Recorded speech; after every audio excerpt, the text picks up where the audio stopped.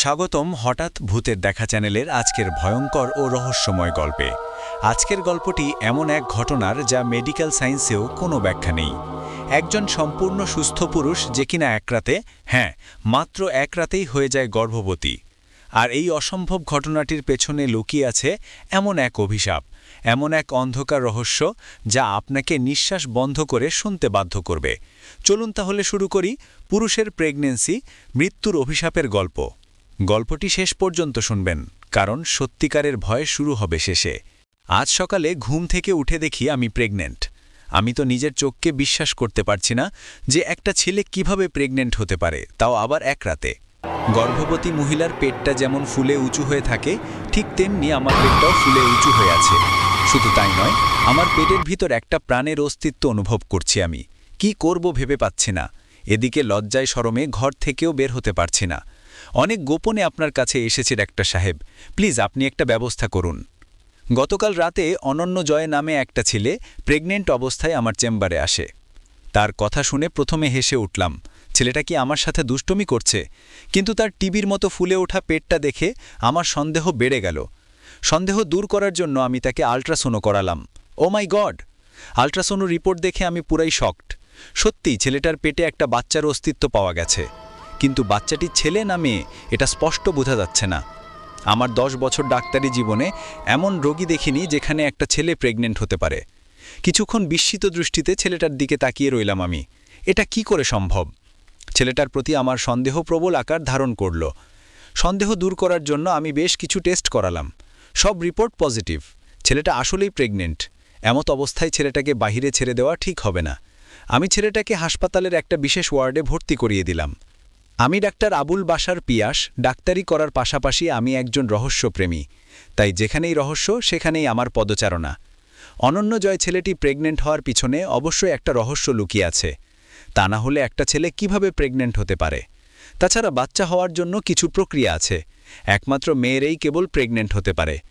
যে ডিম্বাণু থেকে বাচ্চা তৈরি হয় সেটা থাকে শুধুমাত্র মেয়েদের শরীরে, আর সেখানে পুরুষের শুক্রাণু প্রবেশ করালেই সেটা ডিম্বাণুতে নিষিক্ত হয়ে ডিম্বাশয়ে একটা বাচ্চার ভ্রূণ সৃষ্টি করে। আর ভ্রূণটা মায়ের গর্ভে থেকে ধীরে ধীরে মানুষের আকার ধারণ করে। কিন্তু সমস্যা হলো ছেলেদের শরীরে ডিম্বাণু আসবে কোত্থেকে? আর ডিম্বাণু ছাড়া তো বাচ্চা হওয়ার প্রশ্নই আসে না। আজ পর্যন্ত মেডিকেল সায়েন্সের এমন কোনো বই পেলাম না যেখানে একটা ছেলে প্রেগনেন্ট হওয়ার কথা লেখা আছে। এটা অস্বাভাবিক ও অলৌকিক একটা ব্যাপার। নিশ্চয়ই এর পিছনে বড় একটা রহস্য লুকিয়ে আছে। নয়তো একটা ছেলে কিভাবে প্রেগনেন্ট হতে পারে, তাও আবার এক রাতে? এর বিস্তারিত তথ্য জানতে প্রথমে আমাকে ওই ছেলেটার সাথে সরাসরি কথা বলতে হবে। পরের দিন হাসপাতালে গিয়ে সর্বপ্রথম ওই ছেলেটার সাথে দেখা করি। আমি প্রথমে তার শরীর কেমন যাচ্ছে তা জিজ্ঞেস করলাম। জবাবে তিনি জানায় তার শরীর তেমন ভালো যাচ্ছে না। তার কথার ধরন এবং মেডিকেল চেকআপ করার পর বুঝতে পারলাম বাচ্চাটা বেশ পরিপক্ক হয়ে উঠেছে। যে কোনো সময়ে প্রসব ব্যথা উঠতে পারে। কিন্তু সমস্যা হচ্ছে, যদি ছেলেটার প্রসব ব্যথা উঠে তাহলে বাচ্চাটা বের হবে কিভাবে? মেয়েদের তো জরায়ু পথ নেই। পরক্ষণে যদি হঠাৎ ছেলেটার প্রসব ব্যথা মারা পড়ে তাহলে তো সর্বনাশ। এর আগেই কিছু একটা করতে হবে। মাথায় একটা আইডিয়া খেলে গেল। মেয়েদের মতো যদি ছেলেদের পেট কেটে বাচ্চাটা বের করে নেই তাহলে ব্যাপারটা মন্দ হয় না। এতে বাচ্চা ও বাবা দুইজনই সুস্থ থাকবে। আবার পড়লাম টেনশনে, বাচ্চাটা না হয় সিজার করে বের করলাম, কিন্তু জন্মের পর বাচ্চা দুধ পান করবে কিভাবে? ভাবনার অবসান ঘটল। আজকাল তো বাজারে বাচ্চাদের কৃত্রিম দুধ পাওয়া যায়, সেটা কিনে না হয় বাচ্চাকে খাওয়ানো যাবে। এসব ভাবতে ভাবতে আমি বোকা বনে চলে গেলাম। বাচ্চা হবে লোকটির, কিন্তু তার জন্য আমি এত টেনশন করছি কেন? যাই হোক, মোটামুটি অপারেশনের প্রস্তুতি নিয়ে ফেলছি। হঠাৎ ছেলেটা আমার হাত চেপে ধরে বলল, ডাক্তার সাহেব, আপনি আমাকে বাঁচান। আমি বোধহয় বেশিক্ষণ বাঁচব না। কথা দেন, আমার যদি কিছু হয়ে যায় তাহলে আপনি আমার বাচ্চাটাকে দেখে রাখবেন। তার কথা শুনে মনে হলো যেন কোনো গর্ভবতী মহিলা বাচ্চা প্রসবকালে তার স্বামীর কাছে আকুতির সুরে কথাটি বলল। আরেকটা বিষয় হলো, ছেলেটা কেমন যেন মেয়েলি আচরণ করছে, যেমনটা গর্ভকালে মেয়েরা করে। বাচ্চার জন্মানোর আগে বাচ্চার প্রতি বাবার ভালোবাসা দেখে আমি বেশ পুলকিত হলাম। এমন বাবা যদি পৃথিবীর ঘরে ঘরে থাকতো তাহলে জগৎ সংসার কত সুখী হতো। আমি তাকে আশ্বস্ত করে বললাম, ঠিক আছে, আমি আপনার বাচ্চাটাকে দেখে রাখব। বাচ্চা মারা উপরওয়ালার হাতে, আমি কেবল চেষ্টা করব। কথাটি বলা মাত্রই ছেলেটার চোখ দিয়ে দুফোঁটা জল গড়িয়ে পড়ল। কিন্তু এই ছেলেটা কিভাবে প্রেগনেন্ট হলো তা না জানতে পারলে আমার রাতে ঘুম হারাম হয়ে যাবে। আমি তাকে সরাসরি প্রশ্ন করলাম, আচ্ছা আপনাকে একটা প্রশ্ন করি, কিছু মনে করবেন না? জয়: জি ডাক্তার সাহেব, বলেন। আমি: আপনি কি জানেন আপনি কিভাবে প্রেগনেন্ট হলেন? সাধারণত স্বামী স্ত্রী সঙ্গমের ফলে স্ত্রী প্রেগনেন্ট হয়, কিন্তু আপনি দেখছি তার উল্টো। এই বিষয়ে আমি বিস্তারিত জানতে চাই। জয়: আসলে ডাক্তার সাহেব, আমি নিজেও জানি না আমি কিভাবে প্রেগনেন্ট হলাম। এটা আসলে একটা অস্বাভাবিক রহস্যময় ঘটনা। আপনার কথাটা আমি ঠিক বিশ্বাস করতে পারছি না। একজন মানুষ এমনি এমনি কোনো কারণ ছাড়া প্রেগনেন্ট হতে পারে না। আপনি নিশ্চয়ই আমার থেকে কিছু লুকোচ্ছেন। আমি জানি জয় এই ধরনের ছেলে হতে পারে না, আর তাছাড়া সমকামী হলেও মানুষ প্রেগনেন্ট হয় না। একটা ছেলের শুক্রাণু অন্য ছেলের উপর ক্রিয়া করে না, আবার একটা মেয়ের ডিম্বাণু অন্য মেয়ের উপর ক্রিয়া করতে পারে না। এক্ষেত্রে অবশ্যই ডিম্বাণু এবং শুক্রাণু একই সাথে মিলিত হলেই মানুষ প্রেগনেন্ট হয়। আর সবচেয়ে বড় কথা হলো, শুক্রাণু ও ডিম্বাণু মিলিত হলেও মানুষ কখনো একদিনে প্রেগনেন্ট হতে পারে না। সমস্যাটা বেশ জটিল। জয়ের মুখ থেকে কথা বের করতেই আমি তাকে উক্ত প্রশ্নটি করেছি। এতে অবশ্য একটা উত্তর পেয়েছি যে জয়ের স্ত্রী আছে। আবার প্রশ্ন করলাম, আচ্ছা মিস্টার জয়, আপনার স্ত্রী এখন কোথায়? সে কি জানে আপনি যে প্রেগনেন্ট? জয়: না, সে মারা গেছে। এ কথা বলেই তার মুখটা গম্ভীর হয়ে গেল। আমি: আপনার স্ত্রী কবে, কোথায় এবং কিভাবে মারা যায়? মিস্টার জয় এক কথায় জবাব দিলেন, এসব আমার পারিবারিক ব্যাপার, সব কথা আমি আপনাকে বলতে বাধ্য নই। মিস্টার জয়ের কথা শুনে তার প্রতি কিউরিসিটি আরও বেড়ে গেল। তাহলে কি জয়ের প্রেগনেন্ট হওয়ার পিছনে তার স্ত্রী দায়ী? আচ্ছা, তার স্ত্রীকে কি আসলেই মারা গেছে নাকি মেরে ফেলা হয়েছে? এজন্য হয়তো মিস্টার জয় মুখ খুলছেন না। আমি তার দিকে তীক্ষ্ণ দৃষ্টিতে তাকিয়ে বললাম, দেখুন মিস্টার জয়, আপনি যদি আমাকে সবকিছু খুলে বলেন তাহলে আমি আপনাকে সাহায্য করব, আর যদি না বলেন তাহলে কিন্তু আমি আপনার অপারেশন করাতে পারবো না। এ কথা শুনে মিস্টার জয় আমার দিকে কিছুক্ষণ তাকিয়ে হাউমাউ করে কেঁদে দিয়ে বললেন, ডাক্তার সাহেব, আমি আপনাকে সব বলছি, আপনি আমাকে বাঁচান। আমি তাকে অভয় দিয়ে বললাম, ভয় পাবেন না মিস্টার জয়, আমি আপনার সাথেই আছি। মিস্টার জয় বলতে শুরু করলেন, আমি তখন অনার্স প্রথম বর্ষের ছাত্র। শহরের একটা ভার্সিটিতে অ্যাডমিশন নিলাম। অপরিচিত শহর, নতুন ভার্সিটি, সব কিছুর সাথে মানিয়ে নিতে আমার কিছু সময় লাগে। সেই সময় ভার্সিটির একটা মেয়ের সাথে আমার পরিচয় হয়। নাম সুপ্তি। সুপ্তিকে আমার খুব ভাল লাগে, আর ভাল লাগা থেকে ভালোবাসা। আমি তার প্রেমে অন্ধ বিশ্বাস ও গভীর ভালোবাসায় মগ্ন ছিলাম। আমার ধারণা ছিল না শহরের মেয়েরা ভালো না। সুপ্তি একসাথে অনেকগুলো রিলেশন করত, আর আমাকে শুধু তার প্রয়োজনই ব্যবহার করত। আমি যখন বিষয়টা বুঝে ফেলি তখন সে আমাকে এড়িয়ে চলে, আমার সাথে কথা বলতো না। আমি তার প্রতি প্রচণ্ডভাবে আসক্ত হয়ে পড়ছিলাম। হঠাৎ করে তাকে ভোলা আমার পক্ষে সম্ভব ছিল না। তার সাথে আমি শেষ একদিন দেখা করি। সেদিন তার সাথে আমার অনেক ঝগড়া হয়েছিল। সে আমায় বলল, তুমি গ্রাম্য একটা ক্ষেত ছেলে, তোমার সাথে আমার মানাই না। তাছাড়া তোমার কোনো ফিউচার নেই, নেই বাড়ি, গাড়ি, টাকা পয়সা, সৌন্দর্য কিংবা ঐশ্বর্য। তোমাকে বিয়ে করে মরবো নাকি আমি? আর তোমাকে আমার বাবা কোনোদিনও মেনে নিবে না। সো আজ থেকে আমাদের ব্রেকআপ। আর একটা কথা, আমাকে তুমি ভুলে যাও। আগে প্রতিষ্ঠিত হও, ভবিষ্যতে আমার থেকে ভালো কাউকে ডিজার্ভ করবে। সেদিন আমার দু চোখ বেয়ে বুক ফাটা কান্না হাসছিল। এই শহরে টাকার খেলা চলে, টাকার কাছে ভালোবাসা মূল্যহীন।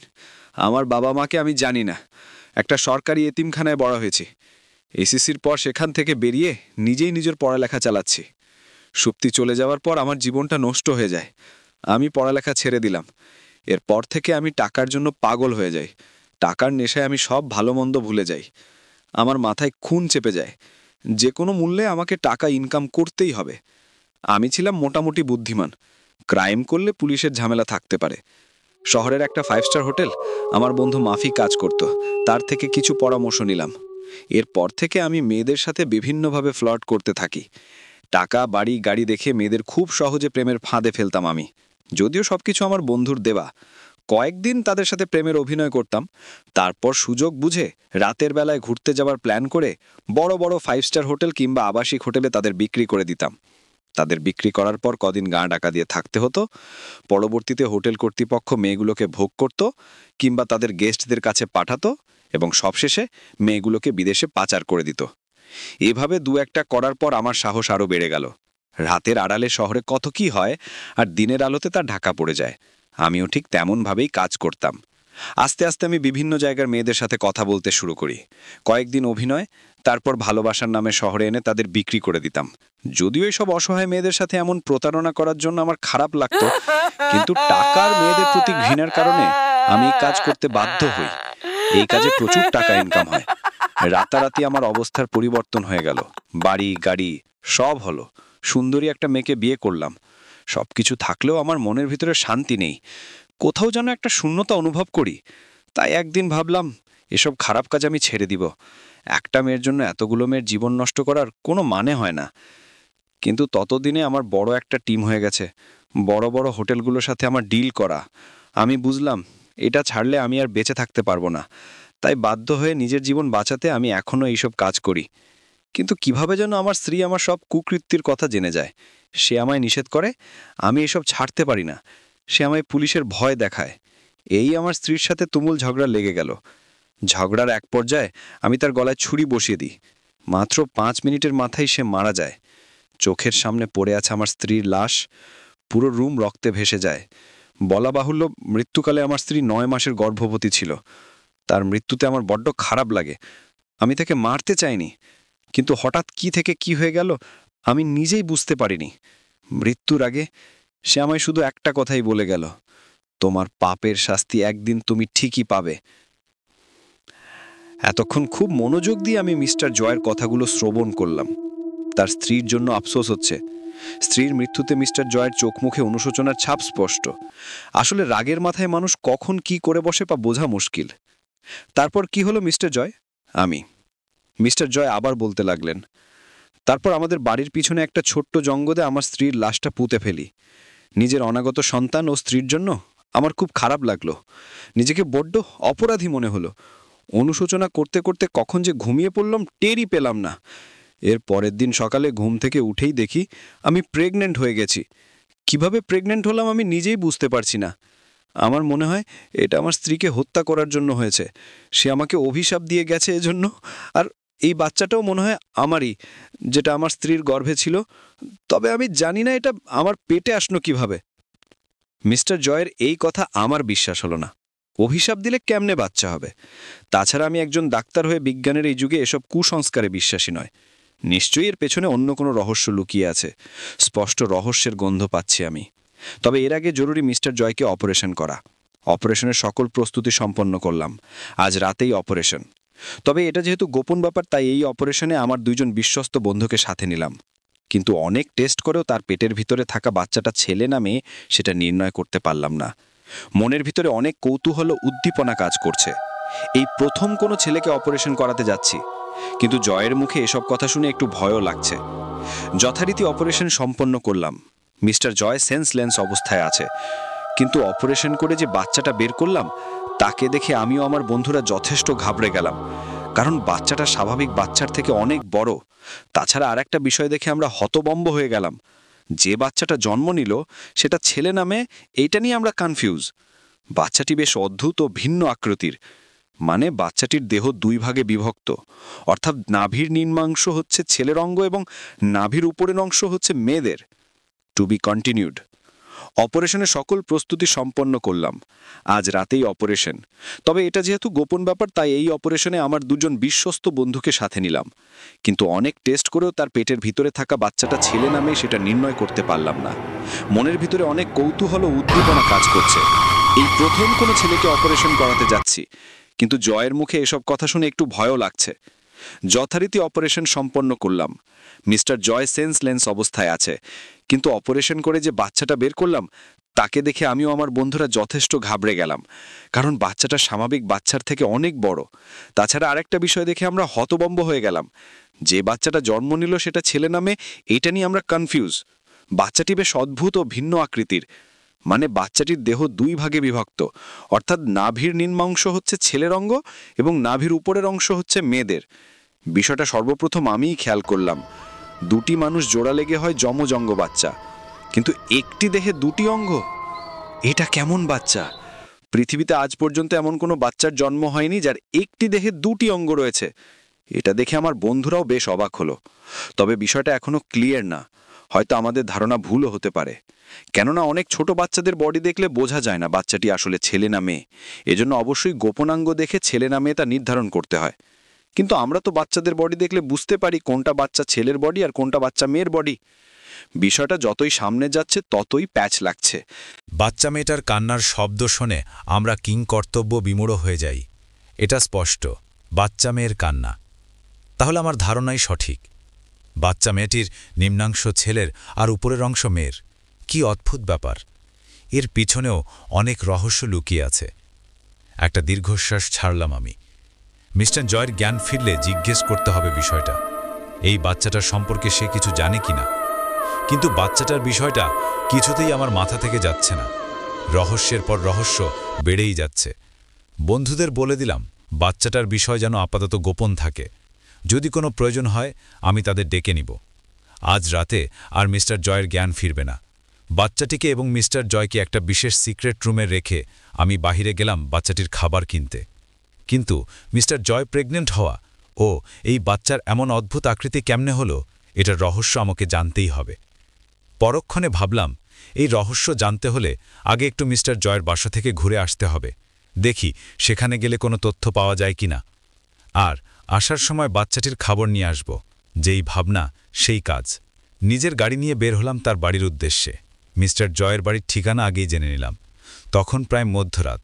বাসায় জানিয়ে দিলাম আজকে ফিরতে দেরি হবে। মিস্টার জয়ের বাড়িটা শহর থেকে একটু ভিতরে, নির্জন স্থান, চারিদিকে জনমানবহীন এলাকা। বাড়ির আশেপাশে গাছপালা বেষ্টিত ঘন জঙ্গল। বাড়ির সামনে একটা পুকুর। পুকুর পেরিয়ে আমি বাড়ির ভেতর প্রবেশ করলাম। বেশ পুরনো একটা বাড়ি, মনে হচ্ছে অনেক দিনের পরিত্যক্ত। পুরো বাড়িতে ও আসবাবপত্রে ধুলোবালি জমে আছে। এই নোংরা বাড়িতে মিস্টার জয় কিভাবে থাকতেন? আমি কি ভুল বাড়িতে আসলাম নাকি? বাড়িটা পুরোপুরিভাবে অন্ধকার। প্রথমে ভাবলাম ইলেকট্রিসিটি নেই, পরে নিজের মোবাইলের লাইটটা অন করতেই বিষয়গুলো চোখে পড়ল। দেয়ালে আলো পড়তেই দেখলাম মিস্টার জয় ও তার স্ত্রীর ছবি ঝোলানো। এবার নিশ্চিত হলাম এটা মিস্টার জয়ের বাড়ি। একটু ভেতরে ঢুকতেই দেখলাম দোতলার একটা রুম থেকে আলো জ্বলছে এবং মেইলি কণ্ঠের মৃদু কান্নার আওয়াজ ভেসে আসছে। আমার একটু ভয় লাগল। এই একলা বাড়িতে মেয়ে আসলো কোত্থেকে? তাছাড়া পুরো বাড়িতে বিদ্যুৎ নেই, অথচ ওই রুমে আলো জ্বলছে। যাব কি যাব না দ্বিধাদ্বন্দ্বে করে গেলাম। ভাবতে ভাবতে আমি ওই রুমের সামনে চলে এলাম। যতই কাছাকাছি আসছি ততই কান্নার আওয়াজটা তীব্র হতে লাগল। রুমের ভেতর ঢুকে একটু অবাক হলাম, কারণ পুরো বাড়িতে নোংরা ধুলোবালিতে পরিপূর্ণ, কিন্তু এই রুমটা অনেক সুন্দর ও পরিপাটি। এই বাড়িতে ঢোকার পার থেকে আমি যেন একটা ঘোরের মধ্যে আছি। আশ্চর্যের বিষয় হলো, আমি এতক্ষণ যে মেয়েটার কান্নাটা শুনলাম এটা আসলে কোনো মেয়ের কান্না নয়, এটা বেশ কয়েকটা ছেলের কান্না, এবং কান্নার শব্দটা আমার বেশ পরিচিত মনে হলো। পুরো রুম খুঁজে দেখলাম, কোথাও কেউ নেই। তাহলে কান্নার শব্দটা আসছে কোত্থেকে? পিছন ফিরতেই খেয়াল করলাম একটা ড্রামের ভেতর থেকে শব্দটা আসছে। ড্রামের ভেতর থেকে মানুষের কান্নার শব্দ শুনে আমার শরীর ভয়ে কেঁপে উঠল। এত ছোট্ট ড্রামে মানুষ কিভাবে থাকতে পারে, তাও আবার একাধিক? কান্নাটা এত করুণ সুরে করছে যেন আমাকে ড্রামটি খুলতে আহ্বান জানাচ্ছে। ভয়ে ভয়ে ড্রামটি খুলে যা দেখলাম তা দেখে আমার পৃথিবী উল্টে গেল। ড্রামের ভেতর রক্তে পরিপূর্ণ। 3টা মাথা রক্তের মধ্যে ভাসছে, যেখানে একটি মাথা মিস্টার জয়ের আর অন্য 2টি মাথা আমার 2জন বন্ধুর, যারা একটু আগে রাতে আমার সাথে অপারেশন করেছিল। তারা আমার দিকে তাকিয়ে হুঁ হুঁ করে কাঁদছে। এই দৃশ্য দেখার পর আমার সারা শরীর অবশ হয়ে গেল। মুহূর্তেই আমি জ্ঞান হারাই। সকালে জ্ঞান ফিরতেই দেখি আমি সেই রুমে পড়ে আছি। গত রাতে আমার সাথে কি হয়েছিল আমি জানি না। আমার সামনে সেই ড্রামটা পড়ে আছে, কিন্তু ড্রামের ভেতর রক্তমাখা মাথাগুলো নেই। গতকাল রাতের কথা মনে পড়তেই আমার শরীরে একটা অদ্ভুত শিহরণ বয়ে গেল। স্বাভাবিক হতে আমার কিছুক্ষণ সময় লাগল। আমার মনে হয় অতিরিক্ত চিন্তার কারণে গতকাল রাতে আমার হ্যালুসিনেশন হয়েছিল, তাই যত ভুলভাল কাণ্ড দেখেছি। তবে এই ঘটনার সত্যতা যাচাই করতে আজ রাতে আমাকে এখানে আবার আসতে হবে। বাচ্চাটির কথা মনে পড়তেই আমি ছুটলাম হাসপাতালের দিকে, কিন্তু আমার মনের ভেতর এখনও 3টে মাথার রহস্য ঘুরপাক খাচ্ছে। কি দেখলাম আমি রাতে এসব উল্টাপাল্টা? আসলে আমার এত রাতে সেখানে যাওয়া উচিত হয়নি। হাসপাতালে গিয়ে মিস্টার জয়কে সব বলতে হবে। হাসপাতালে ঢুকতেই হইচই শুনে আমি ভেতরের দিকে দৌড়ে গেলাম। ভিতরে ঢুকে যে দৃশ্য দেখলাম তা দেখার জন্য আমি মোটেও প্রস্তুত ছিলাম না। মুহূর্তে আমি বাকরুদ্ধ হয়ে গেলাম। হাসপাতালে কারা যেন মিস্টার জয় ও আমার 2 বন্ধুকে নির্মমভাবে হত্যা করেছে। এতটাই নির্মম যে লিখে প্রকাশ করার মতো না। তাদের শরীরটা উল্টো করে উপরের দিকে ঝুলানো, কিন্তু শরীরে কোনো মাথা নেই। শুধুমাত্র মিস্টার জয়ের হত্যাকাণ্ডটা অত্যন্ত নির্মম। তার অন্ডকোষ খুঁজে পাওয়া যায়নি, জামাবিহীন শরীরে অসংখ্য দাগ, চোখ দুটো পড়ে আছে ফ্লোরে, পুরো রুমে রক্ত জমে চাক হয়ে আছে। কি জঘন্য হত্যাকাণ্ড! আমার মনে হয় না এটা কোনো মানুষের দ্বারা সৃষ্ট খুন। গতকাল রাতের সাথে হুবহু মিলে গেল। কাল রাতে ড্রামের মধ্যে যাদের 3টে মাথা দেখলাম, আর আজ তাদের মাথাবিহীন লাশ পাওয়া গেল। ব্যাপারটা এতটাই রহস্যজনক যে আমার মাথায় তালগোল পেঁচিয়ে যাচ্ছে। এরকম ঘটনা দেখার পর কোনো মানুষের স্বাভাবিক থাকার কথা না। গতকাল রাতে যাদের সাথে কথা বলে গেলাম, আজ তাদের লাশগুলো আমার সামনে ছিন্ন ভিন্ন অবস্থায় পড়ে আছে। এটা সহ্য করার মতো না। আমি এতটাই দুর্বল হয়ে গেলাম যে শরীরে হাঁটার শক্তিটুকু নেই। আমার পিএস আমাকে বাসায় পৌঁছে দিল। বিকেলের দিকে আমি একটু সুস্থতা অনুভব করি। গতকাল রাতের মিস্টার জয়ের বাসার কথা মনে পড়ে গেল। তাহলে কি রাতের ওই ঘটনাটি সত্যি ছিল? রাতে 3 জনের মাথা দেখলাম, আর সকালে 3 জনেরই মাথা খুঁজে পাওয়া গেল না। এই 3 জনকে কেউ হত্যা করেছে নাকি অলৌকিক কোনো কিছুর কাজ? গতকাল রাত আর সকালের ঘটনা এত দ্রুত ঘটল যে আমার এখনও তা বিশ্বাস হচ্ছে না। বিষণ্ণতা ও মন খারাপ দুটোই আমাকে ঘিরে ধরল। একটু পর মনে হলো এদের হত্যাকাণ্ডের দৃশ্য দেখে তো আমি বাচ্চাটার কথাই ভুলে গেলাম। আবার ছুটলাম হাসপাতালে। বাচ্চাটি হাসপাতালে থাকা মোটেও নিরাপদ নয়। বাচ্চাটিকে বাসায় নিয়ে আসলাম। ফুটফুটে একটা বাচ্চা দেখলেই বেশ মায়া লাগে। অথচ কেউ হয়তো জানে না বাচ্চাটি 8-10টা বাচ্চার মতো স্বাভাবিক না। তার দেহের অদ্ভুত আকৃতি ও জোড়া অঙ্গ দেখে যে কেউ প্রথমে ঘাবড়ে যাবে। বাচ্চাটিকে করিম চাচার কাছে রেখে আসলাম। বাংলাদেশে আমার আপন বলতে কেউ নেই। যিনি আছেন তিনি হলেন আমার দূর সম্পর্কের একজন চাচা। আমি আর করিম চাচা একই বাসাতে থাকি। তিনি বাড়ি পাহারাও দেখাশোনা করেন। একটা কাজের মেয়ে আছে, দিনের বেলা রান্না বান্না করে চলে যায়। প্রায় 11 বছর আগে ভালোবেসে একটা মেয়েকে বিয়ে করেছিলাম, কিন্তু বিয়ের 3 মাসের মাথায় সে অন্য কারো হাত ধরে পালিয়ে যায়। যাকে ভালোবেসে আপন করলাম সে এভাবে ধোঁকা দিতে পারল। মেয়েদের প্রতি আমার বিশ্বাস নষ্ট হয়ে যায়। তারপর থেকে আমি একা থাকি। দ্বিতীয় বিয়ে করার ইচ্ছা হয়নি। তার প্রতি রাগ করে পরের মাসে বাংলাদেশে চলে আসি আমি। তারপর ডাক্তারি জীবনকে পেশা হিসেবে বেছে নিলাম। তাছাড়া আমি ভ্রমণবিলাসী ও রহস্যপ্রেমী। এইভাবেই চলছে আমার দিনকাল। কল্পনার ছেদ পড়ল করিম চাচার ডাকে। কালকে বাচ্চাটির জন্য দুধ আনতে ভুলে গেছি, এখন আবার বাহিরে যেতে হবে। গতকালও আজকের ঘটনার পর আমি মানসিকভাবে অসুস্থ হয়ে পড়ি। আমার হিতাহিত জ্ঞান লোপ পেয়েছে।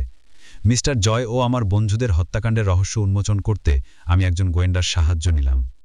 নাম সোহেল রানা। বেশ কিছুদিন হয়েছে চাকুরি থেকে অবসর নিয়েছে। অবসর নিলেও এখনও তার বুদ্ধি ও চিন্তাশক্তি প্রবল। আমার চেম্বারে একদিন তিনি আসে এবং সেখান থেকেই পরিচয়। মোটামুটি তার সাথে আমার বন্ধুত্বপূর্ণ সম্পর্ক। কাল সকালেই আসবেন তিনি। বাচ্চাটাকে করিম চাচা দেখাশোনা করছে। করিম চাচা বৃদ্ধ হলেও বাচ্চাদের অনেক ভালোবাসেন। ছোট্ট বাচ্চাটাকে এমন আদর করছেন যেন তার আপন কেউ। ইতোমধ্যে করিম চাচা বাচ্চাটার একটা নামও ঠিক করে ফেলেছেন। নাম দিলেন শাম্মী। আমি ওর দ্বিমত করিনি। করিম চাচা আমার মতো নিঃসঙ্গ মানুষ। নদী ভাঙনের ফলে তার বাড়ি ঘর সব নদীতে তলিয়ে যায়। তিতলি নামের একটা মেয়ে ছিল তার। বিয়ের 2 বছরের মাথায় জামাই তাকে ডিভোর্স দেয়। তখন সে গর্ভবতী ছিল। দুর্ভাগ্যক্রমে বাচ্চা প্রসবকালে মারা যায় তিতলি।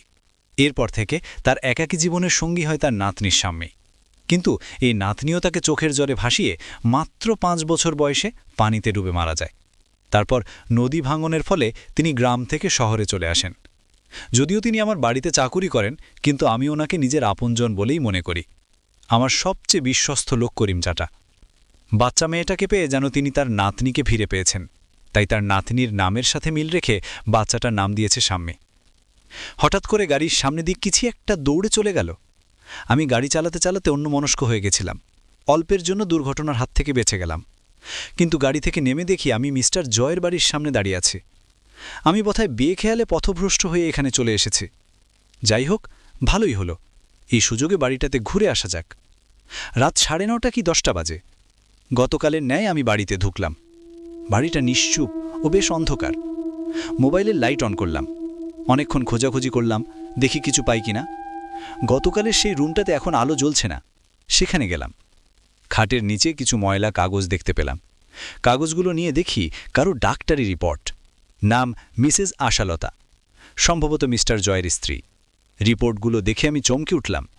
এটা মিসেস আশালতার প্রেগন্যান্সি রিপোর্ট, যেখানে স্পষ্ট লেখা আছে মিসেস আশালতা কখনো মা হতে পারবে না। আমি স্তব্ধ হয়ে গেলাম। মিসেস আশালতা যদি মা হতে না পারে তাহলে তিনি গর্ভবতী হলেন কিভাবে? তাহলে কি মিস্টার জয় আমাকে মিথ্যে বলছে? রিপোর্ট ইস্যুর তারিখ প্রায় 1 বছর আগের। হঠাৎ করে ওই রুমের মধ্যে আলো জ্বলে উঠল। আমার সামনে একটা মেয়ে দাঁড়িয়ে আছে, ঠিক মিসেস আশালতার মতোই। চুলোগুলো দিয়ে মুখটা ঢাকা। ভয়ে আমার শরীর থেকে ফোঁটা ফোঁটা ঘাম বের হচ্ছে। কি করব বুঝতে পারছি না, শ্বাস প্রশ্বাস ঘন হয়ে আসছে। সে আমাকে প্রশ্ন করল, কেন এসেছিস এখানে? বলেই একটা পৈশাচি খাসি দিল। হুট করে আবার লাইট অফ হয়ে গেল। মোবাইলের লাইট জ্বালিয়ে দেখি আমার সামনে কেউ নেই। হুট করে ওই রুমের মধ্যে আলো জ্বলে উঠল। আমার সামনে একটা মেয়ে দাঁড়িয়ে আছে, ঠিক মিসেস আশালতার মতোই। চুলোগুলো দিয়ে মুখটা ঢাকা। ভয়ে আমার শরীর থেকে ফোঁটা ফোঁটা ঘাম বের হচ্ছে। কি করব বুঝতে পারছি না, শ্বাস প্রশ্বাস ঘন হয়ে আসছে। সে আমাকে প্রশ্ন করল, কেন এসেছিস এখানে? বলেই একটা পৈশাচে খাসি দিল। হুট করে আবার লাইট অফ হয়ে গেল। মোবাইলের লাইট জ্বালিয়ে দেখি আমার সামনে কেউ নেই। আমি কিছুক্ষণের জন্য হতবম্ব হয়ে দাঁড়িয়ে রইলাম। এটা কি হলো আমার সাথে? স্বপ্ন না বাস্তব, এটাই ভাবছি আমি। চারিদিকে খুঁজতে লাগলাম, কিন্তু কাউকে পেলাম না। ভয় পেয়ে আমার অবস্থা নাজেহাল। এত রাতে এখানে থাকা আমার পক্ষে মোটেই ঠিক হবে না। কালকে এসে দেখে হবে। রুম থেকে বেরিয়ে যাব এমন সময় একটা মিহি কান্নার শব্দ কানে ভেসে আসলো। তাহলে কি গতকালের রাতের ঘটনা পুনরাবৃত্তি হতে যাচ্ছে? মনের ভিতর সাহস নিয়ে পিছনে ফিরে তাকালাম। খেয়াল করলাম গতকালের সেই ড্রামটা থেকে কান্নার শব্দটা শোনা যাচ্ছে, এবং কান্নার শব্দটা আমার বেশ পরিচিত মনে হলো, অনেকটা করিম চাচার কণ্ঠের মতো। আমি বুঝতে পারছি আমার সাথে এখন কি হতে যাচ্ছে।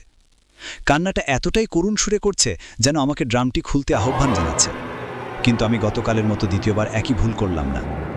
এটা নিশ্চয়ই কোনো খারাপ জিনিসের কাজ, যে আমাকে বিপদে ফেলতে চেষ্টা করছে। ড্রামের ভিতর তো কোনো মানুষ থাকতে পারে না। ওইটা খুললেই করিম চাচার মাথাটা দেখব, আর সকালের মধ্যেই করিম চাচার মাথাবিহীন লাশ পাওয়া যাবে। কারণ গতকাল ঠিক একই ঘটনা ঘটেছিল। আমি সরাসরি বাড়ির দিকে রওনা হলাম। ওই রুম থেকে বেরোতেই দেখি একটা মেয়ে হাসতে হাসতে বাড়ির ছাদের দিকে দৌড়ে যাচ্ছে। একটু দূরে যেতেই মেয়েটা আমার দিকে তাকিয়ে একটা ভুবন ভুলানো হাসি দিল। মেয়েটা দেখতে বেশ রূপবতী। আমাকে তার সাথে ছাদে যাওয়ার জন্য ইশারায় ডাকল। তার নুপুরের ঝকঝকার আর হাসির শব্দে আমার মনে নেশা ধরিয়ে দিল। আমিও মেয়েটার পিছু নিতে থাকলাম।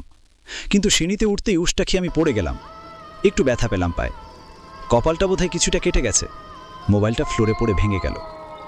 শরীরে ব্যথা পেয়ে আমার ঘুর কাটল। মনে পড়ল এখানে তো কেউ থাকে না। তাহলে ওই মেয়েটাকে, এটা কি কোনো খারাপ আত্মা নাকি অশরীরী, যেটা আমাকে ভয় দেখাচ্ছে? ভয় আমার শরীর দুমড়ে মুচড়ে যাচ্ছে। একটা চিৎকার দিয়ে ওই বাড়ি থেকে বেরিয়ে গেলাম। বাইরে এসে একটা স্বস্তির নিঃশ্বাস ফেললাম। ভাগ্যিস যদি পড়ে না যেতাম তাহলে হয়তো এখন আর আমি বেঁচে থাকতাম না। বাড়ি যেতে যেতে আমার সকাল হয়ে গেল। বাসায় দুধ নিয়ে গিয়ে আমি তব্দা হয়ে গেলাম। গতকাল যে স্বামীকে দেখে গেলাম, মাত্র একদিনে সে একটা 1 বছরের বাচ্চার মতো হয়ে গেল। স্বামী হামাগুড়ি দিয়ে করিম চাচার সাথে খেলছে। মাত্র একদিনের বাচ্চা কিভাবে এত বড় হতে পারে তা ভেবে আমি ভীষণ অবাক হলাম। স্বামীর শরীরে এমন অকল্পনীয় পরিবর্তনে আমার মাথা খারাপ হওয়ার অবস্থা। তাছাড়া করিম চাচারও শরীরে ব্যাপক পরিবর্তন এসেছে। কণ্ঠটা চেঞ্জ হয়ে কেমন যেন মেইলি কণ্ঠের রূপ নিয়েছে। চোখগুলো ঘোলাটে, আর ঘাড়ের নিচে দুটো ছিদ্র দেখে আমি বিস্মিত হয়ে তাকে জিজ্ঞেস করলাম, চাচা আপনার গাড়ি এটা কিসের ছিদ্র? তিনি কিছু না বলে কথাটা এড়িয়ে গেলেন। গলার সাথে একটা মাফলার জড়িয়ে নিলেন। আমি ভাবলাম করিম চাচা কি পাগল হয়ে গেছেন? এই গরমকালে কেউ মাফলার গলায় দেয়? তাছাড়া স্বামীকে নিয়ে আমার প্রচুর টেনশন হচ্ছে। মেয়েটার জন্ম হলো অদ্ভুতভাবে, দেহের অঙ্গটাও অদ্ভুরে, এবং তার শারীরিক বৃদ্ধিটাও অদ্ভুতভাবে হচ্ছে। মাত্র একদিনে কোনো বাচ্চা এত বড় হতে পারে? আমার মনে হয় স্বামী কোনো মানুষের বাচ্চা না, এটা নিশ্চয়ই শয়তান কিংবা খারাপ কিছুর বাচ্চা। এই বাচ্চাটা আমার সকল কাজকর্ম রাতের ঘুম হারাম করে দিল। গতকাল রাতে না ঘুমানোর ফলে আমার ঘুমের ঝিমুনি আসছে, তাই আমি ঘুমাতে চলে গেলাম। সকাল 11টার দিকে গোয়েন্দা সোহেল রানা আমার বাসাতে আসলেন। আমি তাকে সাদরে গ্রহণ করলাম। কিছুক্ষণ কুশল বিনিময় করে আমি এ যাবৎকালে ঘটা শুরু থেকে শেষ পর্যন্ত সকল ঘটনা খুলে বললাম। ঘটনা শুনে তিনি বেশ অবাক হলেন এবং আমার দিকে অবাক দৃষ্টিতে তাকিয়ে রইলেন। তবে এসব ঘটনা তার কাছে নতুন কিছু নয়। বললেন, এ তো ঘটনার পরেও যেহেতু তুমি বেঁচে আছো, তাহলে এই গল্পের মেইন ভিকটিম তুমি। তবে আমি তোমাকে ঘটনাগুলোর কিছু ব্যাখ্যা দিতে পারি, আর বাকিগুলো আমার ধারণার বাইরে। শোনো তাহলে। মিস্টার জয়ের ভাষ্যমতে মৃত্যুকালে মিস্টার জয়ের স্ত্রী প্রেগনেন্ট ছিল এবং তার মৃত্যুর পরেই তিনি প্রেগনেন্ট হন। কথাটা কতটা যুক্তিগত এবং কিভাবে তিনি প্রেগনেন্ট হন আমি তা জানি না। মিস্টার জয়ের মতে তার পেটের বাচ্চাটা ছিল তার স্ত্রীর পেটে, মানে তাদের সন্তান শাম্মী তার মায়ের গর্ভে ছিল, পরে তার স্ত্রী মারা গেলে বাচ্চাটা তার গর্ভে বা পেটে চলে আসে। তিনি কি করে বুঝলেন বিষয়টা আমি সেটাও জানি না, তবে এই কথার সূত্র ধরেই আমরা এগোতে পারব। এই কথাটির সত্যতা যাচাই করতে আমাদের মিসেস আশালতা মানে জয়ের স্ত্রীর কবরে যেতে হবে, যেখানে তাকে পুঁতে রাখা হয়েছে। দ্বিতীয়ত, এই যমজঙ্গ বাচ্চা অর্থাৎ একটি দেহে দুটি অঙ্গ কিভাবে হয়েছে এর বৈজ্ঞানিক ব্যাখ্যা আমার কাছে নেই। বাচ্চাটির ভেতর নিশ্চয়ই কোনো দ্বিতীয় সত্তা বাস করছে, কিংবা এটা প্রাকৃতিক কোনো সমস্যা।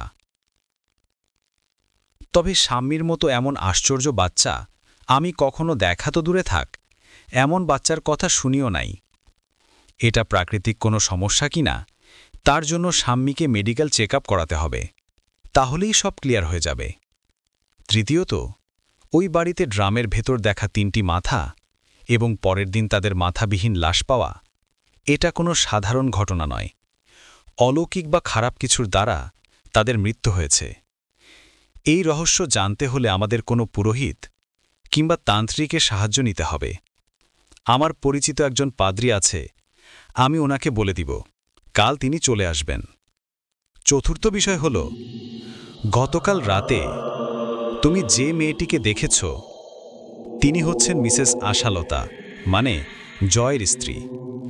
মেডিকেল রিপোর্ট অনুযায়ী তিনি কখনো মা হতে পারবেন না, কিন্তু তারপরেও তিনি প্রেগনেন্ট হলেন। এটা অনেক বড় রহস্যজনক বিষয়। আমার মনে হয় কেউ তার দুর্বলতার সুযোগ নিয়ে তাকে খারাপ কাজে ব্যবহার করছে।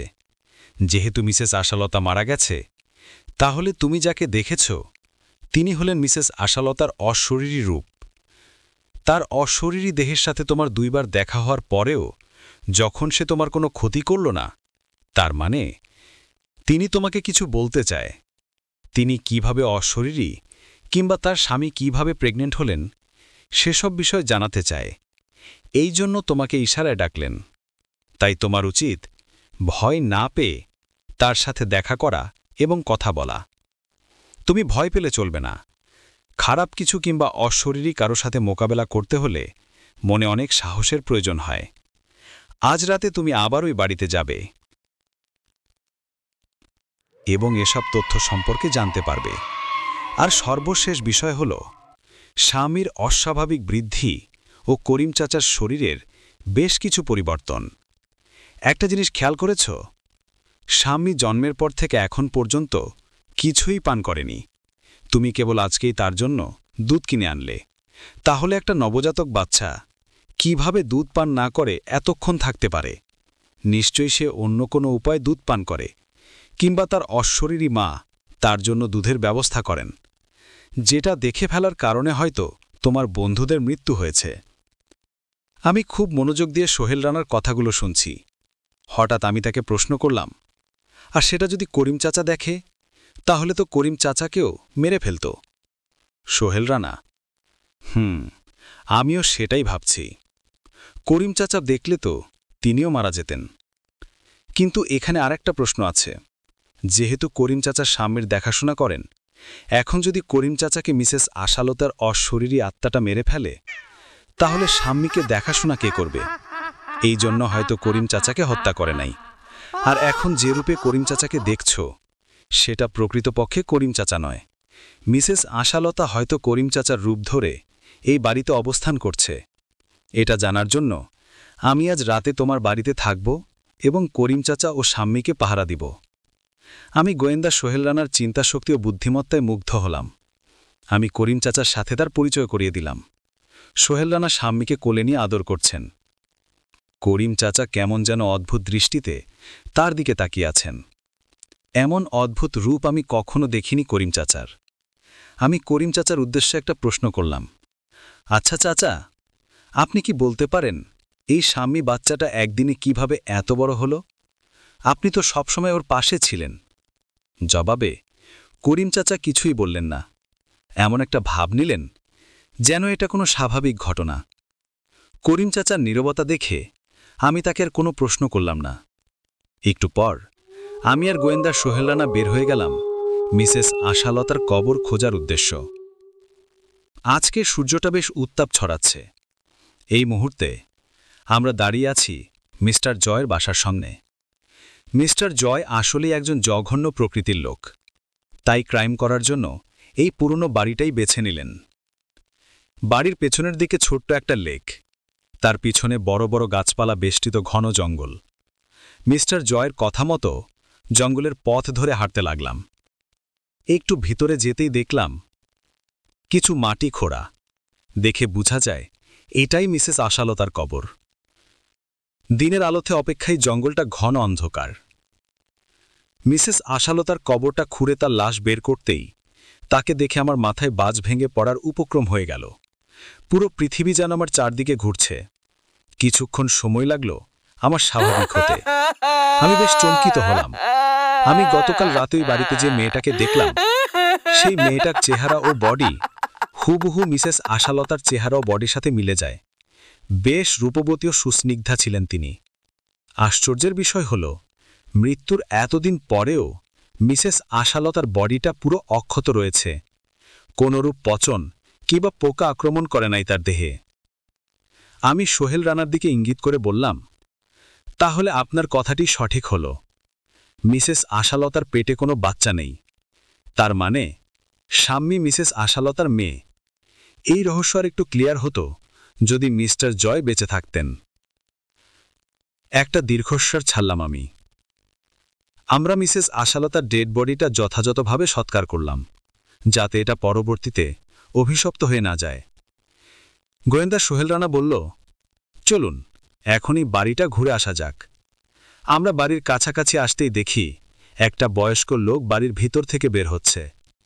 পরনে লাল রঙের ধুতি, উলঙ্গ গাত্র, চুল দাড়িগুলো ঝটপাকানো। পেছন দিক থেকে চেহারাটা দেখা যাচ্ছে না। লোকটা কিছু দূর যেতেই হঠাৎ শূন্যে মিলিয়ে গেল। প্রথমে ভাবলাম আমাদের দৃষ্টিভ্রম হয়েছে, মানুষটা কিভাবে হাওয়ায় মিলিয়ে গেল। আমি একটু অবাক হলেও সোহেল রানা যথেষ্ট স্বাভাবিকভাবেই বললেন, এই ব্যক্তিকে কেন এখানে এসেছেন আর কিভাবে শূন্যে মিলিয়ে গেলেন, এটা জানতে পারলেই আমরা সব রহস্যের সন্ধান পেয়ে যাব। আমরা তখন ওই বাড়িতে ঢুকলাম। দোতলার ওই রুমে প্রবেশ করে দেখি কেউ এই রুমে আগে এসেছে। তাইলে কি বের হয়ে যাওয়া লোকটা সত্যিই এই বাড়িতে ছিল? আমরা ওই রুমে গিয়ে ড্রামগুলো খুলে দেখলাম, কিন্তু সেখানে রাতে দেখা কিছুই পেলাম না। তবে সেখানে কিছু হাড়, একটি বই, আগরবাতি, কিছু ফুল ও আরও অন্যান্য জিনিস ছিল। গোয়েন্দা সোহেল রানা বলল, মনে হয় কেউ এখানে একটু আগে সাধনা করেছে, পুজো করেছে। তাহলে কি ওই বয়স্ক লোকটি যে বাড়ি থেকে একটু আগে বের হলো সেই তন্ত্রসাধক? কিন্তু তিনি এই বাড়িতে কেন আসবেন এবং কেনই বা তন্ত্রসাধনা করবেন? আমার মনে হয় এই সেই তন্ত্রসাধক যে কিনা তার মন্ত্রের জাদুতে মিসেস আশালতাকে ব্যবহার করছে।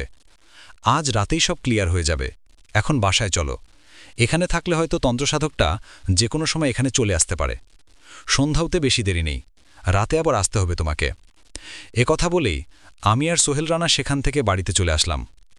বাড়ি এসে দেখি স্বামী ঘুমাচ্ছে আর করিম চাচাকে খুঁজে পাচ্ছি না। পরে দেখি তিনি ছাদে উপর দোলনা খাচ্ছে। করিম চাচা বুড়ো মানুষ, জীবনেও দোলনার আশেপাশে আসেন নাই। আজ তিনি ছাদে উঠে দোলনা খাচ্ছে। বিষয়টা আমাকে অবাক করল। তাকে ডাক দিতেই তিনি স্বাভাবিক হলেন। রাতের খাবার খেয়ে একটু রেস্ট নিলাম। সামনেকে ডেকে তুলে একটু দুধ পান করাতে চেষ্টা করলাম, কিন্তু সামনে কিছুতেই দুধ পান করল না। বিষয়টা আমায় চিন্তায় ফেলে দিল। এতটুকু একটা বাচ্চা এতক্ষণ না খেয়ে থাকতে পারে? রাতে গোয়েন্দা সোহেল রানাকে পাহারায় রেখে আমি বেরিয়ে গেলাম। এখন প্রায় 10:15। মোবাইলের ফ্ল্যাশ জ্বালিয়ে আমি মিস্টার জয়ের বাড়িতে ঢুকলাম। ঢোকার পরে কিছু বাদুর মাথার ওপর দিয়ে উড়ে চলে গেল। আমি মিসেস আশালতার রুমে গিয়ে একটু বসলাম আর তার জন্য অপেক্ষা করছিলাম। মানে তার মৃত অশরীরী আত্মার সাথে কথা বলবো, আজ তার জন্য অপেক্ষা করছি। আমি বেশ ক্লান্ত অনুভব করছি। একটু পায়চারি করলাম, কিন্তু আমি কিছুতেই জেগে থাকতে পারলাম না। বেশ ঘুম পাচ্ছে আমার। ওই রুমের খাটের উপর শুয়ে পড়লাম আমি। খাটে শুতি গভীর ঘুমে তলিয়ে গেলাম। সেদিন রাতে ঘুমানোর সময় আমি একটা স্বপ্ন দেখেছি। নিম্নে তার বর্ণনা করা হলো। সেদিন রাত 12টা বাজার সাথে সাথে ওই রুমে আলো জ্বলে ওঠে এবং রুমে মিসেস আশালতা প্রবেশ করেন তিনি আমাকে হাতের ইশারায় ছাদে যেতে বলেন। তার অট্টহাসিতে পুরো রুমে প্রতিধ্বনি ছড়াচ্ছে। তিনি হাসতে হাসতে ছাদে উঠতে থাকেন এবং আমিও তার পিছু পিছু ছাদে উঠি। মিসেস আশালতার বাড়ির ছাদটা বেশ সুন্দর। চাঁদের আলোয় স্পষ্ট মিসেস আশালতার অশরীরী ছায়াটা দেখা যাচ্ছে। আমি ওনার মুখোমুখি বসে আছি। তিনি বললেন, জানি তুমি এখানে কেন এসেছ। আমিও চাই তুমি বিষয়টা জানো, কারণ আমি চাই আমার মেয়েটা বেঁচে থাকুক। তিনি একটা দীর্ঘশ্বাস ছাড়লেন, তারপর বলা শুরু করলেন, আমার বিয়ে হয়েছে আজ থেকে 4 আগে। বিয়ের 1 বছরের মাথায় আমি জানতে পারি আমি মা হতে পারবো না। অনেক চেষ্টা করছি মা হতে, কিন্তু কোনো লাভ হলো না। কত ডাক্তার দেখিয়েছি, কত মাজারে মান্যত করলাম, কিছুতেই কিছু হয়নি। শেষে বাধ্য হয়ে সন্তানের আশা ছেড়ে দিলাম। তারপরেও আমার মনটা মা ডাক শোনা সবসময় আনচান করত। আমার স্বামী আমাকে অনেক ভালোবাসত। সন্তান না হওয়ার কারণে আমি সবসময় মনোমরা হয়ে থাকতাম। এই নিয়ে স্বামীর সাথে আমার প্রায় মনোমালিন্য হয়। একদিন সকালে পত্রিকায় আমি একজন তান্ত্রিকের সন্ধান পাই। তিনি নাকি অসাধ্যকে সাধন করতে পারেন। সন্তান হওয়ার বাসনা বুকে নিয়ে আমি পরের দিনই তান্ত্রিকের খোঁজে বেরিয়ে যাই। কামরূপ কামাখ্যা পৌঁছাতে আমার 1 দিন লাগে। সন্ধ্যায় ওনার কুটিরে গিয়ে দেখি তিনি চরম সাধনায় মন্ত্র জপ করছেন। তিনি আমাকে বসতে বললেন। আমি তার কাছে আমার জীবনের সমস্ত ঘটনা খুলে বলি। তিনি একটু হাসলেন, তারপর আমাকে বললেন, তোমার সন্তান হবে যদি তুমি আমার কথা শোনো। আমি বললাম, আমি আপনার সকল কথা শুনব গুরু। তান্ত্রিক, তুমি যদি আমার 2টি শর্ত পূরণ করো, তাহলেই আমি তোমাকে একটি সন্তান বর দিব। সন্তান হওয়ার আশায় আমি তার সব শর্তে রাজি হয়ে যাই। তারপর তিনি আমাকে কিছু মন্ত্রপুত জল দিলেন পান করার জন্য। এরপর একটা টকটকে লাল পাকা ফল দিলেন খাওয়ার জন্য, যেটা খাওয়ার ফলে আমার গর্ভে সন্তান আসবে। আমি জানি না এটা কি ফল খেলাম, কখনো দেখিও নাই, তবে খেতে ভারী মিষ্টি এই ফল, যেন অমৃত। এই ফল খাওয়ার পরে আমার শরীর অনেক শক্তিশালী ও সতেজ হয়ে ওঠে। তারপরে আমি ওনার শর্তের কথা জানতে চাইলাম। তিনি অট্টহাসিতে মেতে উঠলেন, বললেন, আমার অনেক বছরের সাধনা আজ সফল হয়েছে। তার প্রথম শর্ত ছিল, মৃত্যুর পর আমার আত্মার মালিক হবে সে, আর আমি হয়ে যাব অশরীরী, মানে তার গোলাম। দ্বিতীয় শর্ত হল, আমার পেটে যে বাচ্চা আসবে সে একটা শয়তান ড্রাকুলা, যার 18 বছর পূর্ণ হলে সে এত শক্তিশালী হবে যে একাই পুরো পৃথিবী ধ্বংস করতে পারবে।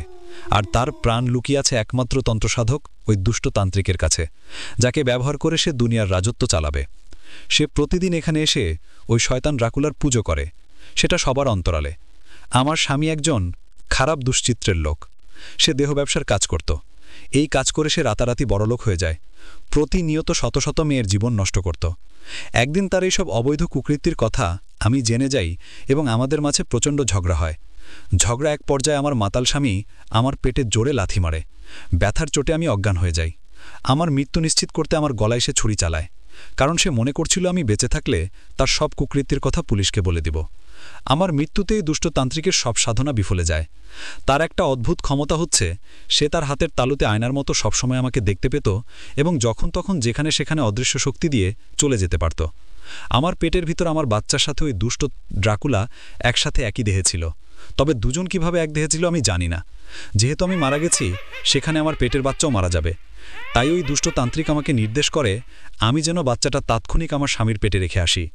আমিও তার হুকুম মানতে বাধ্য, কারণ আমার আত্মার মালিক এখন সে। তাই আমার স্বামী যখন ঘুমেছিল, তখন আমি অশরীরী রূপে আমার স্বামী মানে জয়ের পেটে বাচ্চাটা রেখে আসি। তারপর ঘুম থেকে উঠে দেখি সে প্রেগন্যান্ট। আমার দেহটা পড়ে আছে পিছনের জঙ্গলে, আর আমার আত্মাটা এখন এই বাড়িতে ঘোরাফুরি করছে। যতদিন আমার মুক্তি না হবে, ততদিন আমার দেহ পুজবে না, সতেজ থাকবে। ওই দুষ্ট তান্ত্রিকটা না মরলে আমার মুক্তি নেই। সে আমাকে এই বাড়িতে বন্দি করে রেখেছে। তুমি আমাকে এই বন্দিদশা থেকে মুক্তি দাও এবং আমার মেয়েটাকে বাঁচাও। আমি তাকে প্রশ্ন করলাম, আচ্ছা, স্বামীকে বাঁচানোর কি কোনো পথ কি আপনার জানা আছে?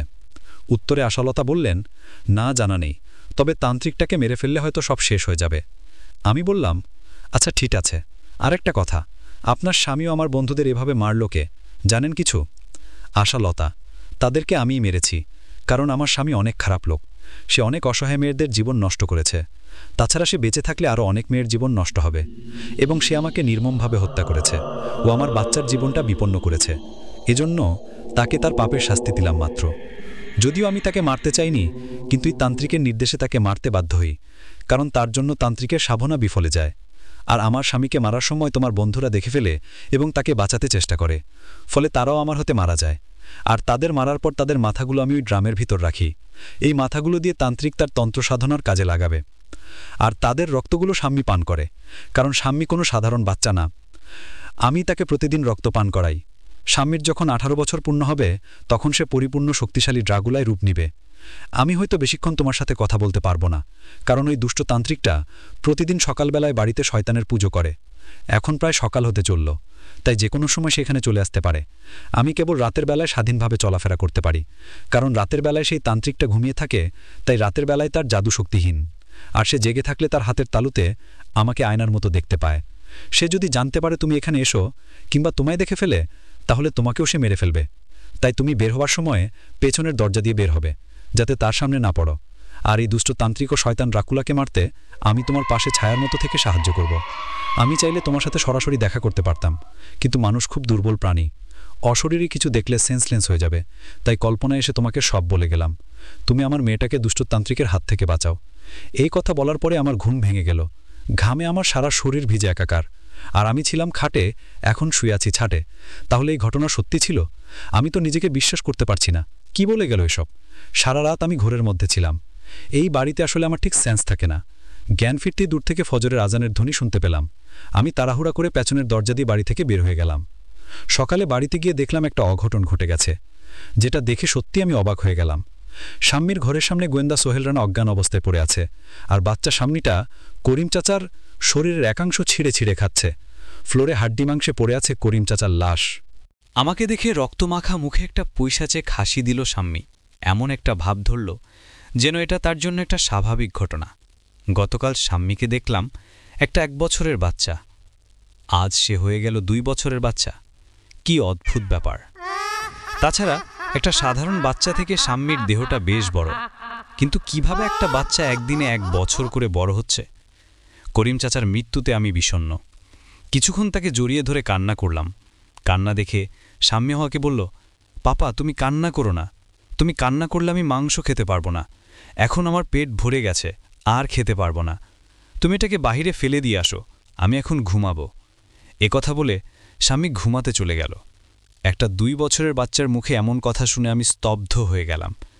সাধারণত বাচ্চারা কথা বলে 3-4 বছর বয়স থেকে, আর সেখানে স্বামী কথা বলছে মাত্র 2 দিন, মানে 2 বছর বয়সে, তাও স্পষ্ট ভাষায়। গতকাল রাতের মিসেস আশালতার কথা আমার মনে পড়ল। স্বামী কোনো সাধারণ বাচ্চা না, স্বামী মানুষরূপে একটা শয়তান ড্রাকুলা। আমি করিম চাচার মৃতদেহকে সৎকার করলাম। ইতোমধ্যে গোয়েন্দা সোহেল রানার জ্ঞান ফিরেছে। জ্ঞান ফিরতেই আমি তাকে জিজ্ঞেস করলাম গতকাল রাতে কি হয়েছিল, আর কেনই বা সে জ্ঞান হারালো। গোয়েন্দা সোহেল রানা ভীত কণ্ঠে বলতে লাগলেন, গতকাল রাতে আমি ঘুমিয়ে পড়ছিলাম। জানি না চোখের মধ্যে কেন যেন বারবার ঘুম লেগে আসছিল, শত চেষ্টা করেও জেগে থাকতে পারিনি। মাঝরাতে একটা গোঙানির শব্দে আমার ঘুম ভেঙে গেল। সামনের কথা মনে পড়তেই তার ঘরের দরজায় আমি উকি দিলাম। উকি দিতেই আমি যা দেখলাম তা দেখার জন্যে মোটেই প্রস্তুত ছিলাম না। হঠাৎ সাম্মিক ঘুম থেকে উঠে বিশাল দানবে পরিণত হয়, অনেকটা ড্রাকুলার মতো আকৃতি। তার পাশে শুয়েছিল করিম চাচা। সে এক হাত দিয়ে করিম চাচাকে তুলে নিল এবং গলার ঠিক মাঝখানে তার মুখ থেকে বেরিয়ে আসা চিকন সরু 2টি দাঁত ঢুকিয়ে দিল। ওই সুচালার দাঁত দিয়ে সে করিম শরীর থেকে চুকচুক করে রক্ত পান করছে, আর করিম চাচা বাঁচার জন্য 4 দিকে হাত পা ছুড়াছুড়ি করছে। এই দৃশ্য দেখার পর আমি ভয়ে কাঁপতে লাগলাম। এটা সত্যি কিনা আমার বিশ্বাস হচ্ছে না। হঠাৎ ঘোরের মধ্যে হাত লেগে দরজা খুলে গেল, আর অমনি দানব আকৃতির ড্রাকুলা আমার দিকে মাথা তুলে তাকালো। তার রক্ত চক্ষু দেখে আমি সেখানেই জ্ঞান হারাই। এরপর আমার কিছু মনে নেই। আমি দেখতে পেলাম কথাগুলো বলার সময় সোহেল রানাও এখনও ভয় কাঁপছে। কলিং বেলের শব্দে আমার হুঁশ ফিরে। দরজা খুলে দেখে একজন পাদ্রী এসেছে। আমরা তাকে সাদরে গ্রহণ করলাম। পাদ্রীর সাথে গোয়েন্দা সোহেল রানার আগে থেকেই পরিচয় ছিল। তার সাথে কুশল বিনিময় করে আমরা সরাসরি ঘটনায় চলে যাই। বিস্তারিত বলার আগেই তিনি সব বুঝে গেলেন। গতকাল রাতের ঘটনা এবং এ যাবৎকালের সকল ঘটনা তার কাছে খুলে বললাম। তিনি আমাদের ওই দুষ্ট তান্ত্রিক থেকে বাঁচার কিছু উপায় বলে দেন। ওই দুষ্ট তান্ত্রিকের নাম গ্রিক আলফি। সে একজন পাদ্রী ছিলেন। ছোটবেলায় তার বাবা মাকে কারা যেন নির্মমভাবে হত্যা করে, কিন্তু তার বাবা মায়ের হত্যার বিচার হয়নি। তার বাবা মার হত্যার প্রতিশোধ নিতেই সে কালো জাদু শিখে এবং শয়তান ড্রাকুলার পুজো করে তার সান্নিধ্য লাভ করে। সে হয়ে ওঠে এক মহাশক্তিশালী তান্ত্রিক। তাকে প্রতিহত করার ক্ষমতা কোনো সাধারণ মানুষের পক্ষে সম্ভব না, কারণ সে তার জাদু শক্তি দিয়ে মানুষকে তার মায়া জালে বন্দী করে ফেলে, তারপর তাদের মেরে রক্তমাংস শয়তানের নামে উৎসর্গ করে। স্বামী বাচ্চাটা একটি মানুষকে ওকে পিশাচেনি। তার 18 বছর পূর্ণ হলে সে হবে শক্তিশালী ড্র্যাকুলা। ড্র্যাকুলা মানে জীবন্ত লাশ। ড্র্যাকুলা যাদের কামড়ে রক্তপান করবে তারাও ড্র্যাকুলা হয়ে যাবে। এভাবে যখন সে শতাধিক মানুষের রক্তপান করবে তখন সে আরও শক্তিশালী হবে। এভাবে তার একটা দল গঠন হবে আর সে হয়ে উঠবে কাউন্ট ড্র্যাকুলা। আর এইসব ড্র্যাকুলাদের নিয়ন্ত্রণ করবে ওই দুষ্ট তান্ত্রিকটা, কারণ সে ড্র্যাকুলার পুজো করে তাকে পৃথিবীতে এনেছে। একমাত্র ওই দুষ্ট তান্ত্রিকটাই শয়তান ড্র্যাকুলাকে মারার পদ্ধতি জানে। এই দুষ্ট তান্ত্রিককে কৌশলে বশে আনতে হবে। স্বামীর 18 বছর হতে মাত্র 16 দিন বাকি। শয়তানদের একদিন মানে মানুষের 1 বছরের সমান, তাই স্বামীর 18 দিন মানে 18 বছর। আর ওই তান্ত্রিকটাকে বশে আনা খুব সহজ, কারণ সে মানুষ, আর মানুষকে বশে আনতে হলে তার দুর্বল জায়গায় আঘাত করতে হবে। প্রথমত, ওই তান্ত্রিকটাকে মারা যাবে না, কারণ তাকে মারলে স্বামীকে বাঁচানো যাবে না। স্বামীকে বাঁচানোর একটা ফল আছে, যেটা তাকে খাওয়ালে ওই শয়তান ড্র্যাকুলা তার দেহ থেকে বিচ্ছিন্ন হয়ে যাবে। তারপর ওই মন্ত্রপুত জল পান করলে সে সুস্থ হয়ে উঠবে। যে ফল ও জল পান করার ফলে স্বামী তার মায়ের গর্ভে এসেছে, আর সেই ফল ও জলের সন্ধান একমাত্রই তান্ত্রিকটাই জানে। তাই তান্ত্রিকই পারবে স্বামীকে ড্র্যাকুলার হাত থেকে বাঁচাতে। আমি তাকে প্রশ্ন করলাম, তারপর ওই ড্র্যাকুলার কি হবে? আর তান্ত্রিকটা পৃথিবীতে শয়তান ড্র্যাকুলাকে আহ্বান করল কেন? পাদ্রী জবাব দিলেন, আমি ঠিক জানি না। সম্ভবত তার পিতামাতা হত্যার প্রতিশোধ নিতে তাকে পৃথিবীতে আনল। ড্র্যাকুলাকে মারা অনেক কঠিন। ড্র্যাকুলাদের শক্তি থাকে তাদের চোয়ালে থাকা সরু শক্তি 2টা দাঁতে, যেটা দিয়ে কামড় দিলে অন্যরাও ড্র্যাকুলা হয়ে যায়। আর এই দাঁত দুটো ভেঙে ফেলতে পারলে তাদের শক্তি নষ্ট হয়ে যাবে। তারপর আগুনে পুড়ে তাদের মেরে ফেলতে হবে। কিন্তু সমস্যা হচ্ছে তাদের দাঁতগুলো ভাঙবে কে? যেই ভাঙতে যাবে তাকেই সে কামড়ে দিবে। ড্র্যাকুলা দেখতে অবিকল মানুষের মতো, চলাচলও করে মানুষের মতো। রাত হলেই তারা ভয়ঙ্কর দানবে পরিণত হয়। এরা অনেকটা ভ্যাম্পায়ারের প্রজাতি। ভ্যাম্পায়ার প্রজাতি শুধু মানুষের রক্ত পান করে মেরে ফেলে, আর ড্র্যাকুলা হচ্ছে মানুষের রক্ত পান করে শক্তি অর্জন করে এবং তাদের দল গঠন করে। এক ধরনের ভাইরাস তাদের মুখ থেকে নিঃসৃত লালার মাধ্যমে মানুষের দেহে কামড় দিয়ে ছড়িয়ে দেয়, আর এই ভাইরাস যার শরীরে প্রবেশ করে সে হয়ে ওঠে ড্র্যাকুলা। দ্বিতীয়ত হচ্ছে, ওই দুষ্টতান্ত্রিক এমনিতেই কারো কথা শুনবে না। তার সাধনা সফল করতে সে কাউকে পরোয়া করবে না। কেউ যদি তার সম্পর্কে জেনে যায় বা তার কাজে বাধা দেয়, তাহলে সে তাকে তার জাদুর জালে বন্দী করে মেরে ফেলে, অথবা আজীবন তার দেহকে পাথর করে রাখে। কারণ ওই ড্র্যাকুলাকে মারতে গেলে হয়তো তার জীবন চলে যেতে পারে, অথবা ড্র্যাকুলার মরার সাথে সাথে তারও মৃত্যু হবে। আমি আবার প্রশ্ন করলাম, তাহলে কি আমরা এই তান্ত্রিকের বিরুদ্ধে কিছুই করতে পারবো না? ফাদার, অবশ্যই পারবে। যে পাহাড়ে তান্ত্রিক থাকে ঠিক তার বিপরীত পাহাড়টায় তার পরিবার থাকে। তার একটা মেয়ে আছে, নাম রিয়ানা। সে তার মেয়েকে খুব ভালোবাসে। মেয়ে ছোট থাকতেই বাবার সাথে থেকে তন্ত্রবিদ্যা শিখে। সে তোমাদের সাহায্য করবে। যদি রিয়ানাকে স্বামীর ব্যাপারে বলে বুঝাতে পারো তাহলে হয়তো কাজ হতে পারে, কারণ সে তার বাবার সব গোপনীয়তা জানে। সে অবশ্যই চাইবে না যে তার বাবার কারণে অনেকগুলো প্রাণ এভাবে নষ্ট হোক। একমাত্র সেই পারে স্বামীকে তার বাবার হাত থেকে বাঁচাতে। গোয়েন্দা সোহেল রানা তাকে জিজ্ঞেস করলেন, আপনি এত কিছু জানেন কিভাবে? পাদ্রী বললেন, আমি সব কিছুই জানি। আমার অদৃশ্য শক্তির দ্বারা সব দেখতে ও জানতে পারি। আর তোমাদের একটা জিনিস দিয়ে যাব। এই রূপার লকেটটা সবসময় নিজের কাছে রাখবে। এটা পরিহিত থাকলে তোমাদের ওপর কোনো কালো জাদুর প্রভাব পড়বে না। একথা বলে এই ফাদার হাসি মুখে চলে গেলেন। আমরা কালো বিলম্ব না করে পরের দিন সকালেই তান্ত্রিকের খোঁজে বেরিয়ে গেলাম। তাকে খুঁজে পেতে আমাদের কোনো সমস্যা হয়নি, কারণ মিসেস আশালতা আমাদের সেখানে নিয়ে গেছে। তার অশরীরী অবয়বটা সবসময় আমাদের পাশে ছায়ার মতো লেগেছিল। ফাদারের শর্ত মতে আমরা প্রথমে তান্ত্রিকের মেয়ে রিয়ানার কাছে গেলাম। স্বামীর সাথে ঘটা ও মিসেস আশালতার সম্পর্কে সকল ঘটনা বললাম। যদিও তিনি আগে এইসব জানতেন না, কারণ তার বাবা এসব নিয়ে তাকে কিছু বলেননি। রিয়ানা বলল, স্বামীকে তার কাছে রেখে যেতে, সে তাকে সুস্থ করে তুলবে। স্বামীর এক দেহে 2টি অঙ্গ এবং 2টি রূপও তার মধ্যে বিদ্যমান। মানে দিনের বেলায় স্বামী একটা সুস্থ বাচ্চা, কিন্তু রাতের বেলায় সে হয়ে ওঠে ভয়ঙ্কর ড্র্যাকুলা। অতঃপর শাম্মীকে রিয়ানার কাছে রেখে আমরা সেখান থেকে চলে আসলাম, কারণ আমরা সেখানে থাকলে দুষ্টু তান্ত্রিকীটা আমাদের ক্ষতি করতে পারে। কিন্তু দুর্ভাগ্যক্রমে আমাদের গাড়িটা ব্রেক ফেল করে খাদ্যে পড়ে যায়। গাড়িটা পুড়ে গেছে, অথচ আমাদের কিছুই হয়নি, কারণ আমাদের পাশে মিসেস আশালতা সবসময় ছায়ার মতো লেগেছিল। এরপরের ঘটনাগুলো রিয়ানার মুখ থেকে শোনা। রিয়ানা শাম্মীকে সুস্থ করতে গেলে তার বাবা বাধা প্রদান করে, কারণ তিনি তার ২০ বছরের সাধনা চূড়ান্ত পর্যায়ে চলে এসেছেন। তার প্রতিশোধ পূরণ করতে হবে, নতুবা মৃত্যুর পর সে শান্তি পাবে না। আর এটা একটা মরণ খেলা। তান্ত্রিক যদি তার কাঙ্ক্ষিত লক্ষ্যে পৌঁছাতে না পারে, তাহলে ড্র্যাকুলার হাতেই তার মৃত্যু হবে। তাই সে জীবন বাজি রেখেই মরণ যুদ্ধে নেমেছে। কিন্তু রিয়ানা তার বাবাকে বোঝানোর চেষ্টা করে, এই বাচ্চা শাম্মীটা যদি পূর্ণাঙ্গ শক্তি লাভ করে, তাহলে সে তো পুরো পৃথিবী ধ্বংস করে ফেলবে। এতে হাজার হাজার মানুষ মরবে। একসময় পৃথিবীটা ড্র্যাকুলারা রাজত্ব করবে। তার চেয়ে বরং তাকে ছোট থাকতেই মেরে ফেলা উচিত। কিন্তু দুষ্টুতান্ত্রিক তার সিদ্ধান্তে অটল। সে কিছুতেই ড্র্যাকুলাকে মারতে পারবে না, উল্টো তার হাতে সে নিজেই মারা পড়বে। তাই বাধ্য হয়ে আমি বাবাকে তার শিখানো জাদু মন্ত্র দিয়ে পাথরের মূর্তি করে দিলাম। যেহেতু আমি বাবার সব কিছু জানি, তাই ড্র্যাকুলাকে মারা এবং নিয়ন্ত্রণ দুটোই আমি পারি। সেদিন সূর্য ডোবার আগেই শাম্মীকে টলফা নামক ওই ফলটা খাইয়ে দিলাম, যে ফলটা খাওয়ার পরে শাম্মী তার মায়ের গর্ভে এসেছিল। আর এই ফলটা কেবল তারাই চিনে যারা তন্ত্র সাধনা করে। তারপর শাম্মীকে মন্ত্রপুত জল পান করার ফলে সে সুস্থ হয়ে যায়।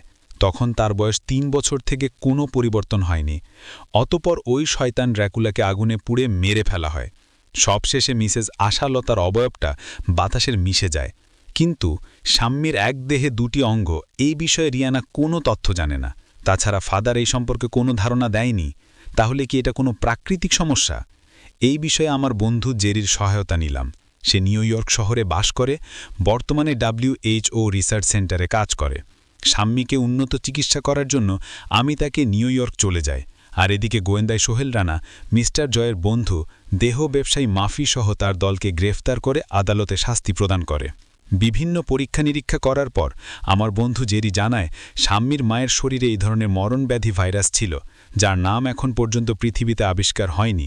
ভাইরাসের ফলে গর্ভে থাকা ২টি ডিম্বাণু ভেঙে একটিতে জোড়া লেগে যায়, যেখানে একটি ছেলের ডিম্বাণু ও একটি মেয়ের ডিম্বাণু ছিল, যার কারণে শাম্মীর দেহের আকৃতিও ২ রকম হয়। এই ভাইরাসটা এখনও শাম্মীর শরীরে আছে, তাই এখন তাকে ট্রিটমেন্ট করাতে হবে।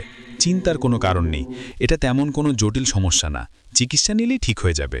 অতঃপর মেডিকেল সার্জারি করে শাম্মীর জেন্ডার পরিবর্তন করা হয়। শাম্মী এখন সম্পূর্ণ সুস্থ ও একজন পরিপূর্ণ নারী। বাচ্চা শাম্মীটাকে নিয়ে আমি দেশে চলে আসি। সে হয়তো কোনোদিন জানবে না ছোটবেলায় তার জীবনে একটা ভয়ঙ্কর অতীত ছিল। শাম্মী সুস্থ হওয়ার পর আমি অনেক খুশি হলাম। আরও একটি আনন্দের সংবাদ হচ্ছে, রিয়ানা নামের মেয়েটি এখন থেকে শাম্মীর সকল দায়িত্ব নিয়েছে। আমরা এখন একই বাসায় থাকি। হয়তো আরও একটি নতুন গল্পের শুভ সূচনা ঘটবে। সে পর্যন্ত সবাই ভালো থাকুন, সুস্থ থাকুন। আর যারা ধৈর্য সহকারে পুরো গল্প শেষ করেছেন, লকডাউন শেষে তাদের বাসায় দাওয়াত কার্ড পাঠিয়ে দেওয়া হবে। মিস্টার জয়ের অপারেশন শেষ হলেও রহস্যের শেষ হয়নি, কারণ তার পেটে জন্ম নেওয়া শিশু যে অর্ধেক ছেলে আর অর্ধেক মেয়ে, তার কান্নার শব্দে যেন লুকিয়ে আছে অজানা কোনো শিহরণ। এরপর কি ঘটবে? এ শিশুটি কি মানুষের, নাকি কোনো অশরীরীর অভিশাপের ফল? আর মিস্টার জয় কি সত্যি বাঁচবে, নাকি তার স্ত্রী মৃত্যুর আগে যে অভিশাপ দিয়ে গেছে তারই পরিণতি শুরু হয়ে গেছে? আরও ভয়ঙ্কর গল্প শীঘ্রই আসছে হঠাৎ ভূতের দেখা চ্যানেলে। আপনি যদি নতুন হয়ে থাকেন তাহলে সাবস্ক্রাইব করে পাশে থাকুন। দেখা হবে পরবর্তী ভয়ঙ্কর এপিসোডে। আল্লাহ হাফেজ।